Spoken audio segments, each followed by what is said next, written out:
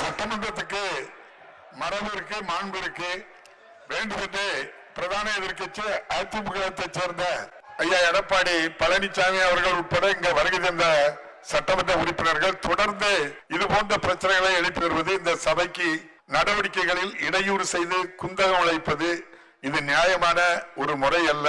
வினாக்கள் விடைகள் நேரம் முடிந்ததும் நேரம் இல்லாத நேரத்திலே எந்த பிரச்சனை வேண்டுமானாலும் கவனஈர்ப்பு தீர்மானமாக எழுதி கொடுக்கவில்லை என்றாலும் அவர்களுக்கு பேசுகின்ற வாய்ப்பை கொடுக்க போகிறோம். அவங்களுக்கு என்ன நோக்கம் இருக்குன்னு நமக்கு தெரியல, எவ்வளவு பிரச்சனைகள் இருக்குன்னு தெரியல.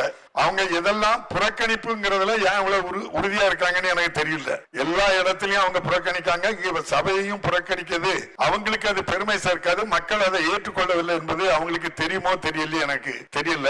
ஒரு முதலமைச்சராக 4 ஆண்டு காலம் இருந்தவர் சபை நடவடிக்கையில் எந்த நேரத்தில் எதை வேண்டுமானாலும் பேசலாம் என்று ஒரு நாளாந்தர அரசியல்வாதியாக இருப்பது அது ஏற்புடையது அல்ல.